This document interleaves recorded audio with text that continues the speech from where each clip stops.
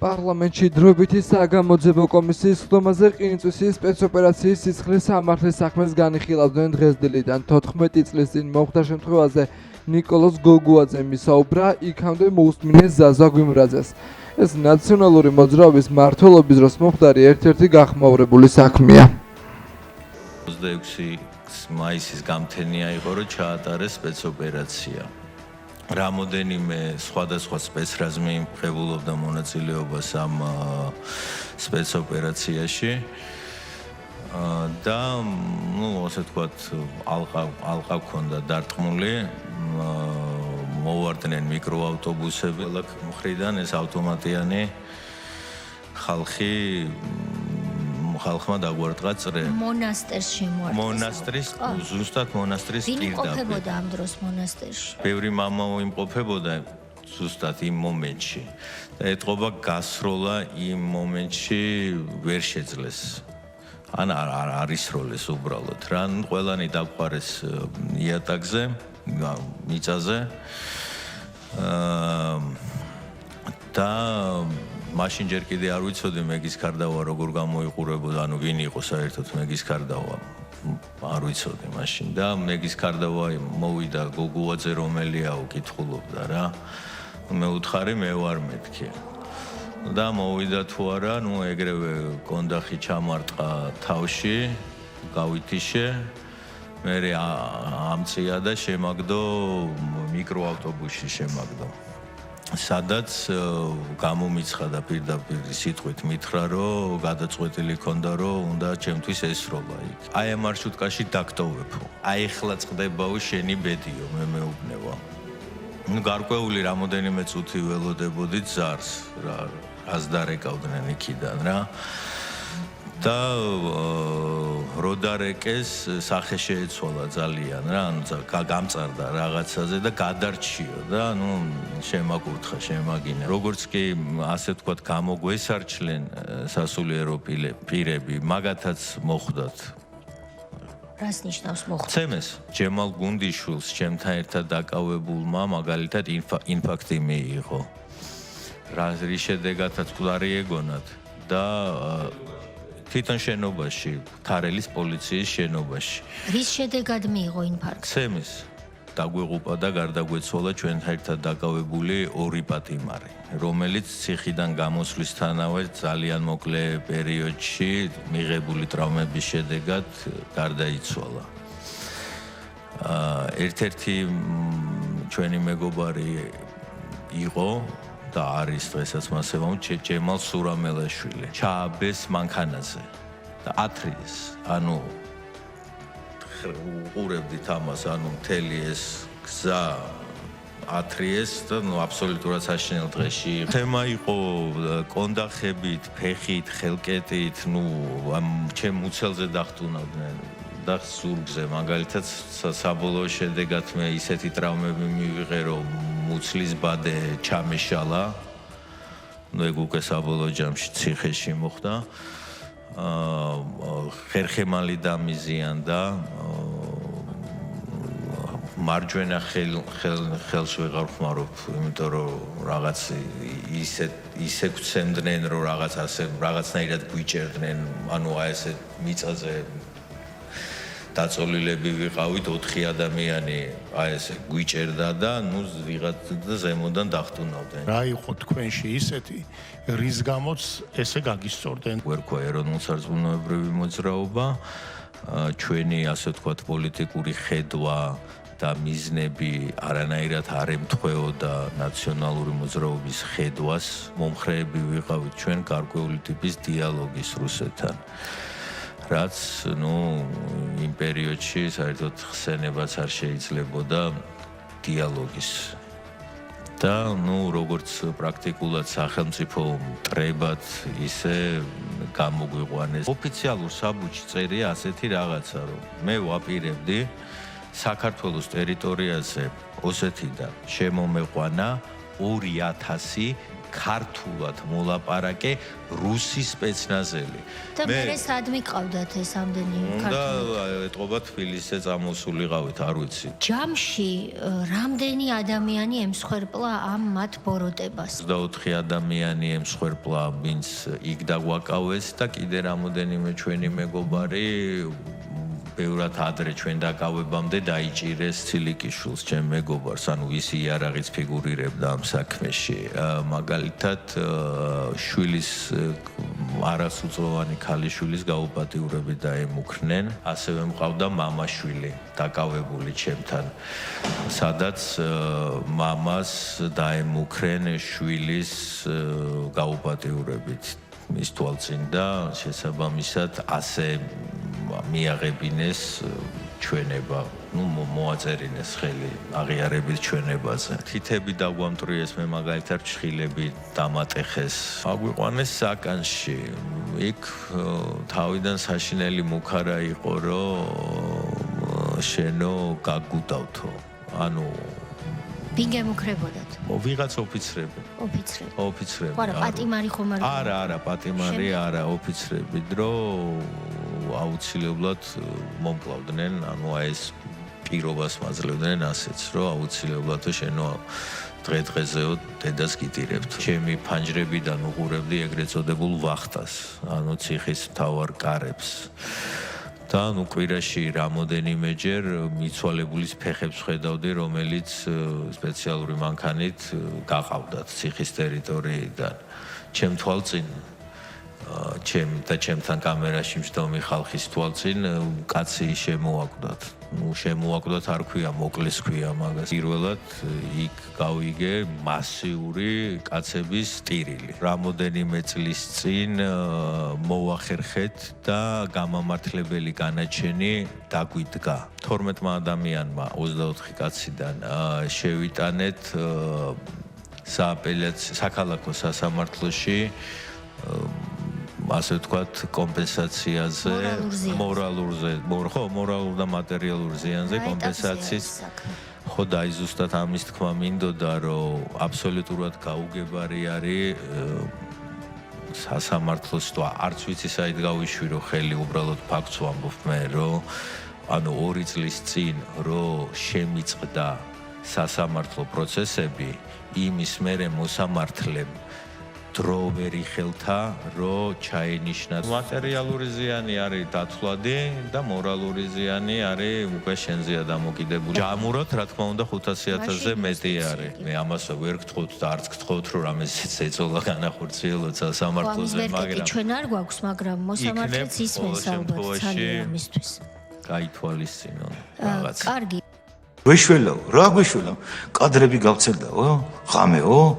რა წამების ფაქტებიო რა როგორ ჩვენ ჩანვართ მე ვთხარ რომ გცემენი იმას რაღაც ვეკით არის ის მამამ ეხლა ვინ როგორო მაგრამ მაგარი ფაქტები და ეხლა მითხაო ხალხი იძრება და მოდის ციხისკენ თელი მასები მოდიანო გამიხარდა რა ძალიან მაგრა გამიხარდა მეთქი ხო გეუნებოდით რაღაცა მოხდა ესენი დაბნეულები არიან ეს ოფიცრობა გარბიან უკვე გარბიან უკვე რომ მოვიდნენ ეხლა თელი უფროსობა ზოგი ატოვებს სამსახურს გამიდის რა ციხიდან რა არ მინდა რა კაროჩე იძახის რა რაღაცები ისმის ყვირილები ხო ვამბობდი რომ ესე არ უნდა გვექნა რაღაცები თელი აპარაკები გესმის რა ზოგი შემოდის ციგნი მოაქ რა ლოცვების და რომელი ლოცვა წავიკითხო მე ვთხარი ლოცვა არგიშველის მე მოძღვარი ნახე ვინმე თუ მიგიღებს ის მოძღვარი. ესე იგი ციხის კადრები რო გავცელდა მეორე დღეს ერთი წუთით ოფიცრები, ვინც მანამდე ცემდნენ პატიმრებს და აწამებდნენ, მოვიდა ლოცვანით და თქვენ გკითხათ რომელი ლოცვა წავიკითხო. რომელი ლოცვა წავიკითხო და რისთვის მინდაო ამ ლოცვის წაკითხვაო? მე ვთხარი მასე არ მოგეტევება ცოდები მე ვთხარი. ესე არ ხდება ცოდების მოტევება მარტო ლოცვის კითხვით მე ვთხარი. მოძღვარი ნახე და ამის მერე რა ხდება ესე იგი? ამის შემდეგ ის ხდება რომ ყველა სიამტკბილობაშია სანამ ხალხი მოადგება ამ ციხეს ესე შიში არიან არ შემოანგრიოს იმ ხელა მასები მოდიანო მამა უსუთქი ამ ბიჭისთვის და უკვე კამერებმა ყველამ გაიგეს ხო ყველა გასულიყო და აფავსიო ამათი და იცმის ამათი გინება ოფიცერი დამარეკინე ეხლა გამიღე კარები ნაჩალნიკ უძახიან რაღაცები სულ აი დაიდა და ეს ხალხი რომ მოვადგა ფერი არ ქონდათ რა. შეეშინდათ. თეთრი არ ქონდა და ჩემთან ერთი აზერბაიჯანელი იდგა რა და თეთრი პროსტინები ქონდა. ჯერ რა პროსტინე რა ის იყო ბლეიბი არა ქონდა, სპონკაზე გვეძინა რა, თხელი გათხელებული რაღაც საზისხათი რაღაცები. რაღაცა თქვა ლოგინი რა, რო არ იყო რა. არ იყო რა, ვერ გეძინა. და ამ თათარს იმ გამათბობლის ის ავაძრე რა. ეს თავსახური ქონდა, კი არ გავტეხი, просто ძრებოდა. ეს პროსტინა და ამ თათარს ვაქნევინებდი უკვე ხალხი რომ მოვიდა. როგორც თეთრი ბაირაღები რომ გვეშველა რა, გავედით რა. მეთქი გაიმარჯვეს უკვე. ეს რომ მოხდა, მე ვიცოდი რომ გაიმარჯვეს და ჩვენც 1 ოქტომბერმა როგორ ჩაიარა? 1 ოქტომბერმა აუ როგორ იყო, იცი დაძაბულები და ვისაც იცოდნენ რომ არ შემოხაზავდა ამას.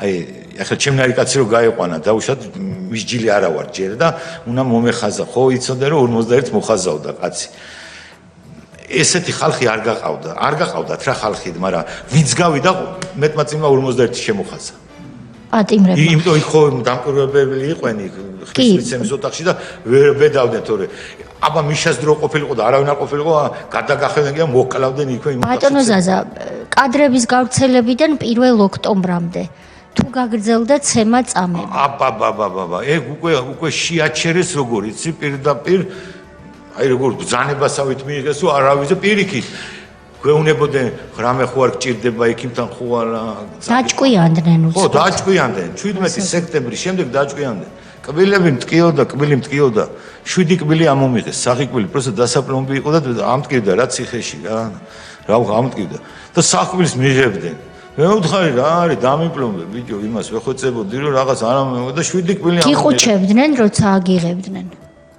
როცა მიიღებდნენ კი ნოუკაინს მიგეთებდა თუ რაღაცა იყო რა მაგრამ უძლებდი ტკიოდა მაგრამ უძლებდი რა იყო არ ვიცი ანალგინი მოქონდათ ყველაფერზე გამიყვანეს ერთხელ каранტინიდან корпуსში უნდა ავეყვანეთ გალბატონოთია და ჩემო კომისიის წევრებო და ის არ ჩამაცვეს ზამთარია დეკემბრისთვის და ფილტვების საფრთხე საათნახევარი დამაყენეს ზამთარში მაიკით ესე რომ და ფილტვების ანთება გამიჩნდა და 3 დღე ვეხოცებოდი რომ ექიმთან წამეყვა არ წამ მე ექიმი მოვიდა და მოიტანა გახსნილი ისა ნემსი შემეშინდა იცი რატო ბევრს ჰეპატიტით C დაემართა რა ნემსის გაკეთებით და იქ თვითონ ციხეზე და მე ვთხარი ამას არ გავიკეთე მაგრამ ცუდათავა რა უკვე სიცხე 40-მდე ამდის და გამიზომა რაღაცა და მე ვთხარი მოიტანა და ჩემთან გატეხე და იმას გავიკეთებ რა გამიკეთე არ მინდა ეს რა გახსნილი მოგაკ რაღაცა მე რა ვიცი რა სიტუაციაა ხო შეიძლება მოვეკალით რა ძალიან არასასურველი პიროვნება ვიყავი მაგ სისტემისთვის მე გასაგებია არასასურველი რატო იყავით იმიტომ რომ არ ვემორჩილებოდი რა მაგათ უკანონო კანონებს რა და თან ვიცოდი რომ მართალი ვიყავი და ტყუილად დამიჭირეთ მე სულ მაგას ვაყვედრდი რატომ ცემ და ტყუილად დამიჭირეთ ბატონი სოზარი ბატონი ირაკლი ბატონი სოზარი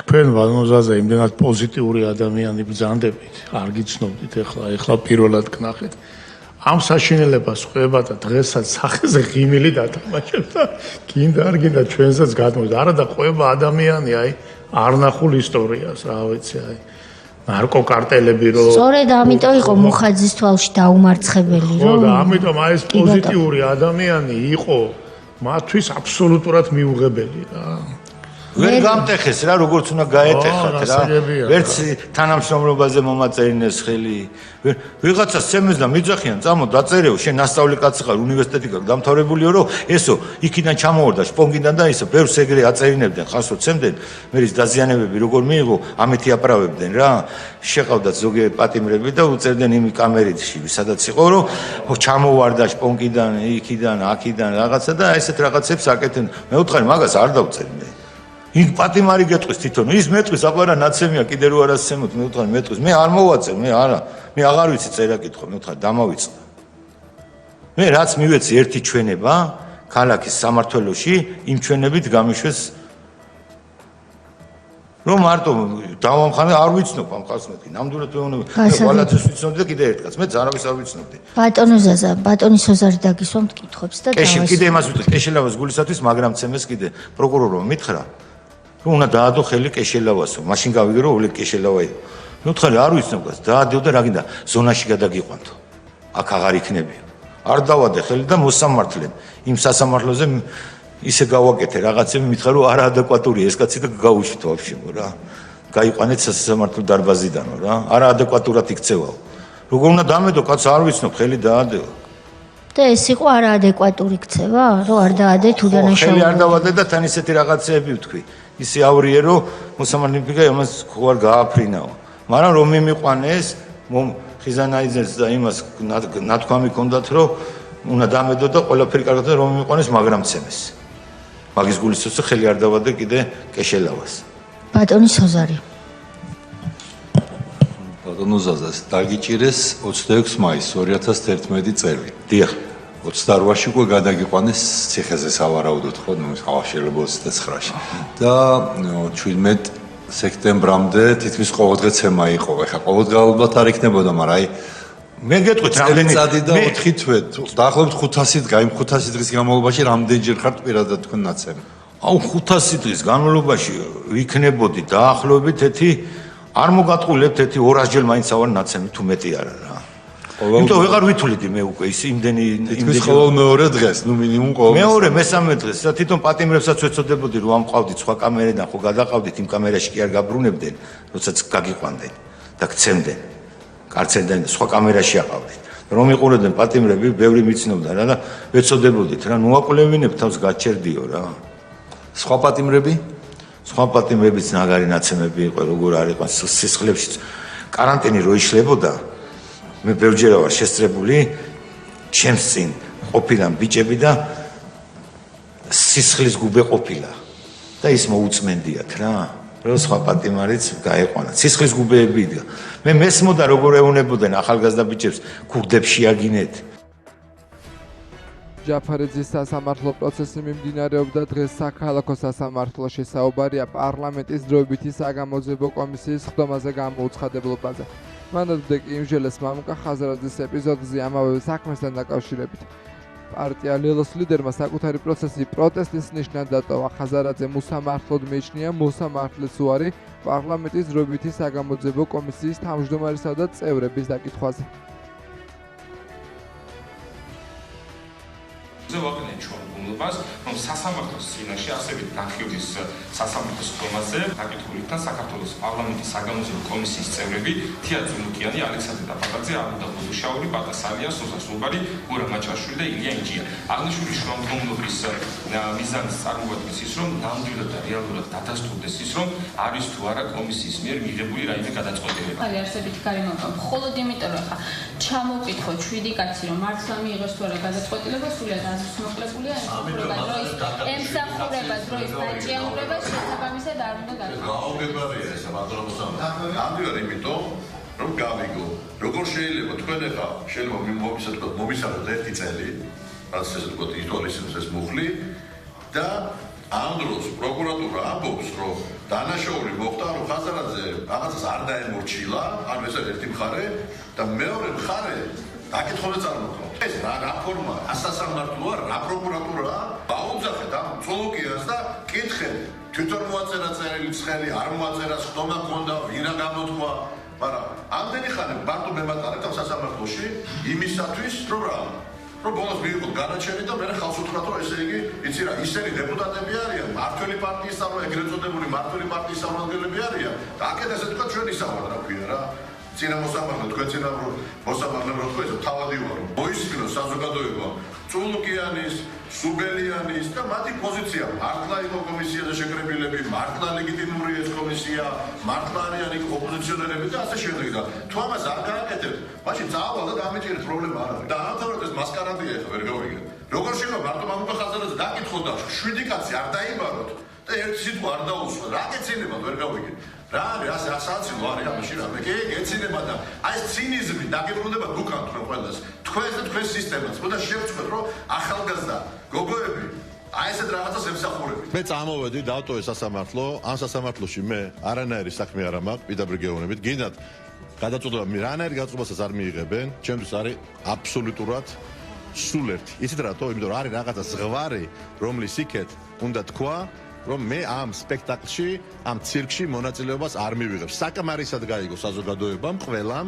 თუ ვისთანა გვაქვს საქმე. ამიტომ ვიარე ამდენი ხანი. კომისიის წევრების დაკითხვის სამართლებრივი საფუძველი ამ შემთხვევაში სახეზე არ იყო. ის გარემოებები, რაზეც დაცვხარებმა მიუთითა პირველივე ეტაპიდან იყო ცნობილი, ეს შემოწმდა.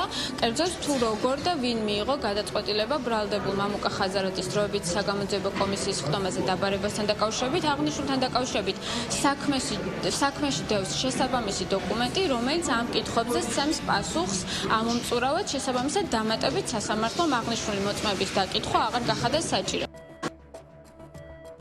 ვინ მიიღებს მონაწილეობას თვითმმართველობის არჩევნებში და ვინ არა, საკითხი ოპოზიციაში ისევ ურთიერთდაპირისპირების თემაა. პარტია ლელოს სურვილი, რომ მმართველი გუნდის ოპონენტები ჩაერთვნონ პროცესში და მათ მერობის ერთიანი კანდიდატი წარადგინონ, კრიტიკის საფუძველი გახდა. მწვავე განცხადებებს აკეთებენ ნაციონალურ მოძრაობაში და კოალიციაში ცვლილებებისთვის. აღნიშნულ პარტიებში ამბობენ, რომ ადგილობრივი თვითმმართველობის არჩევნებში მონაწილეობა ქართული ოცნებისთვის იქნება სასარგებლო. ამ ეტაპზე დადასტურებულად არჩევნებში მონაწილეობის მისაღებად ემზადება გახარია საქართველოსთვის და გირჩი. ქართული ოცნება დარწმუნებულია, რომ ოპოზიციის გადაწყვეტილება გარე ძალების მიერ მიცემულ დირექტივებზეა დამოკიდებული. ხერხეს რომ ესე ფეხვის გათელეს 42 მუხლი კონსტიტუციის. როდის ჩაატარეს ხდომა, რომლის თაობაზეც არ იცის იმ ადამიანმა, ვისაც დაევალა ჩემი მიწვევა. არ იცის იმ ადამიანმა თქვა, რომ მე არ ვიცი ჩატარდა თუ არა ხდომა, ვისაც დაავალეს ჩემი მიწვევა, კომისიის ხდომა და ვერ გაიხსენა ვინ უთხრა მას, რომ ჩემთვის გამოეგზავნა მოწვევა. ეს ხო ელემენტარულია, თუ კი გამოძიებაზე საუბარი და სასამართლო სწორედ ამისთვის არის, რომ ორივე მხარეს ჰქონდეს ერთნაირი უფლებები. არ შეიძლება ერთი მხარე იყოს სრულად პრივილეგირებული და მეორე მხარე მხოლოდ ასე ვთქვათ, იყოს იქ წარმოდგენილი ფორმალურად. ამიტომ ჩვენი მოთხოვნა არის ბუნებრივი. საქართველოს საფინანსო და საინვესტიციო პოლიტიკა სახელწოდების ეკონომიკური ფორუმი გაიმართა, რომელიც ფინანსთა მინისტრმა გახსნა. ლაშა ხოზეშვილმა განიხილა ქვეყნის ეკონომიკაში არსებული ვითარება, მიკროეკონომიკური პარამეტრები და საშუალოვადიანი პროგნოზები. მინისტრმა კერძო და საჯარო სექტორის წარმომადგენლებს მიაწოდა ინფორმაცია საერთაშორისო საფინანსო ორგანიზაციების წლიური შეხვედრების ფარგლებში ფინანსთა სამინისტროს მიერ გამართული მოლაპარაკებების შესახებ. ასევე ისაუბრა საერთაშორისო სავალუტო ფონდის ორკვირიანი მისიის შედეგებსა და გამოთქმულ შეფასებებზე. მნიშვნელოვანია ის, რომ ეს მიღწევა ესეთი ტიპის ეკონომიკური და იმ პირობებში, როდესაც ქვეყანა სრულად ინარჩუნებს მაკროეკონომიკურ სტაბილურობას, დაბალი ვალის დონეს, დაბალი დეფიციტის დონეს. ამ მიმართულებით საქართველო არის ძალიან გამორჩეული ქვეყანა მსოფლიოში, რაც კიდევ ერთხელ ასე ვთქვათ, შესაძლებლობას გვაძლევს, რომ კიდევ უფრო მეტი ინვესტიცია მოვიზიდოთ საქართველოში. ჩვენ ვნახეთ დღევანდელ დისკუსიაზე, თუ რამდენად გახსნილია ხელისუფლება ბიზნესთან დიალოგისათვის და ასევე რამდენად მზად არის ხელისუფლება გადაჭრას და იმუშაოს იმ საკითხებთან მიმართებაში, რომელიც არის აქტუალური. ქვეყნის საინვესტიციო და ეკონომიკური პოლიტიკა მიმართულია ჩვენი ეკონომიკის კონკურენტუნარიანობის გაზრდასკენ, ასევე მიმართულია იმისკენ, რომ შევინარჩუნოთ ეკონომიკის ზრდის ტემპები, რომელიც ჰქონდა ბოლო 4 წლის განმავლობაში. უმრავლესობის წევრების განცხადებით, საქართველოს მთავრობის მხრიდან ძალაშია გზავნილი, რომ ქართულ-ამერიკული ურთიერთობები სუფთა ფურცლიდან დაიწყოს. რობინ დანიგანი ელჩის თანამდებობას საქართველოში 2 წლის განმავლობაში იკავებდა. ჯო ბაიდენის ადმინისტრაციამ დანიგანის კანდიდატურა 2023 წლის ივლისში წარადგინა, ამავე წლის ოქტომბერში კი ამერიკის ელჩი დიპლომატიურ საქმიანობას ოფიციალურად შეუდგა. დანიგანმა თვითონ განაცხადა, რომ ის აღარ აპირებს საჯარო საქმიანობაში ყოფნას, ამიტომ სხვა სპეკულაციის სივრცე არ შეიძლება. შეიძლება რომ ეს თავდადებული თავის განცხადებაში სასახელო რომ არასდროს სხვა გადადის. არამედ უბრალოდ ადევნებს თავს საჯარო სამსახურს, ეს მისი პირადი დაწესებულებაა. ურთიერთობის გადაწყვეტაზე ძალიან კარგი განცხადებები არის გაკეთებული მათ შორის სახელმწიფო დეპარტამენტის მიერ. ძალიან კარგად იცის სერიოზულმა ხელისუფლებამ თუ რა ნაბიჯები უნდა გადაედგას იმისთვის, რომ სტრატეგიული პარტნიორობის აღდგენის შანსი გაჩნდეს. თუ ამ ნაბიჯებს არ გადადგმავს, საკადრო რაღაც გადაადგილები და ცვლილებებით არანაირი გადაწყვეტა არ მოხდება. ეს ქალბატონ დანიგანის პირადი გადაწყვეტილება არანაირად არ არის დაკავშირებული ამ კონკრეტულ ქვეყანასთან, ამ შემთხვევაში ამერიკის შეერთებულ შტატებთან ურთიერთობის გადაწყვეტასთან. ელჩის დანიშვნაზე რაღაცა მოლოდინების შექმნა ოცნების მხრიდან ბუნებრივია, ეს არის მხოლოდ და მხოლოდ მათი პროპაგანდის ნაწილი, რადგან მას თუ სურთ რომ ნამდვილად გადაიტვირთოს ურთიერთობა საქართველოსა და ამერიკას შორის, პირველ რიგში თავად უნდა გადაიტვირთონ და სწორედ ამაზე იქნება დამოკიდებული, რამდენად შეიცვლება ურთიერთობა ამერიკის შეერთებულ შტატებთან. სანამ მოთხოვნები არ შესრულდება, რაც არის ფუნდამენტური საქართველოსა და ამერიკის შეერთებულ შტატებს შორის ურთიერთობებისათვის, იქამდე ურთიერთობების სუფთაფურცლიდან დაწყება, ეს ალბათ არის წარმოუდგენელი, რადგანაც ამერიკის შეერთებული შტატები გახლავთ შემდგარი დემოკრატიის ქვეყანა და დემოკრატიულ ქვეყანასთან და ძლიერ პარტნიორთან ურთიერთობა, რაც არის ჩვენი ქვეყნის ეროვნული ინტერესი. და სიღრმეში შევიდე და თუ რატომ მიიღო ეს გადაწყვეტილება, მან მიიღო ეს გადაწყვეტილება, რაც მიიღო და რაც საზოგადოებამ მოვისმინეთ, უსურებ მას ესე ვთქვათ, კარგ დასვენებას პენსიაზე, ეს ერთი რაც შემიძლია თქვა. ეხლა რაც შეეხება ზოგადად საქართველოს-ამერიკის ურთიერთობას, ჩვენ არათუ მზად ვართ გადატვირთვისთვის ამერიკის შეერთებულ შტატებთან ჩვენი ურთიერთობის, არამედ მზად ვართ თვისობრივად ახალი ურთიერთობის დაწყებისთვის, სრულიად ახალი ფურცლიდან და ეს მზაობა ჩვენგან ყოველთვის დაფიქსირებული იყო ჩვენ მეგობარ ქვეყანასთან. ცოტა საოცარი წასვლა იყო. რა თქმა უნდა, ბევრი კითხვა არსებობს.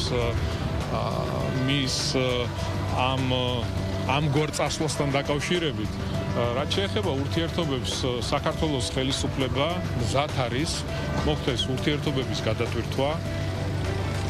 ახალი ფურცლიდან დავიწყოთ ურთიერთობები ჩვენთვის არა მხოლოდ პარტნიორობა, სტრატეგიული პარტნიორობა არის მნიშვნელოვანი ამერიკის შეერთებულ შტატებთან, მეგობრობა და ეს რა თქმა უნდა ორივე ქვეყნის ინტერესებს უნდა მოიცავდეს. არსებობდნენ ადამიანები, ვინც ამ ყველაფერს ხელს უშლიდა და ყველაფერს აკეთებდნენ იმისთვის, რომ არასწორი ინფორმაციები მიეწოდებინათ ადმინისტრაციისთვის, თეთრზე პირდაპირ შავს ამბობდნენ, თუმცა მე დარწმუნებული ვარ, რადიკალურად შეიცვლება ყველაფერი.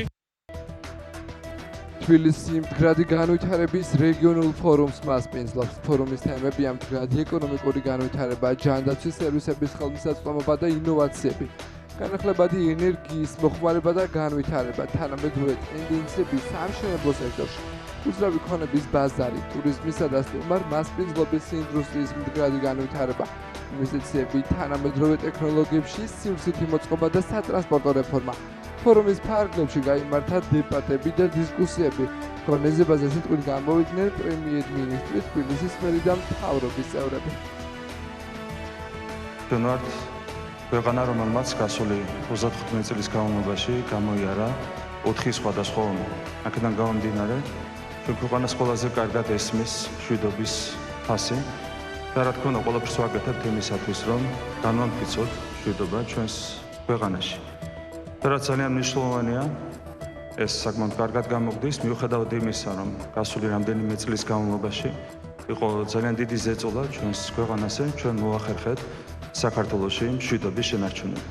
და არა მხოლოდ ქვეყანაში ვინარჩუნებთ მშვიდობას, არამედ ვახერხებთ რეგიონშიც ჩვენს გარშემო მშვიდობის ხარდაჭერას, რაც არის რა თქმა უნდა ძალიან მნიშვნელოვანი ჩვენი ქვეყნის განვითარებისთვისაც, არის სხვადასხვა ტიპის სირთულეები ჩვენს ფართო რეგიონში და ამ ვითარებაში საქართველო ყოველთვის თელი წლების განმავლობაში დადებით როლს ასრულებდა მშვიდობის განვითარებაში და შესაბამისად ჩვენი რეგიონის მდგრადი სოციალურ-ეკონომიკური განვითარების უზრუნველყოფაში. დღევანდელი სამყარო არის ძალიან დიდი გამოწვევებით სავსე, როდესაც კონკრეტულად საქმე ეხება მშვიდობას.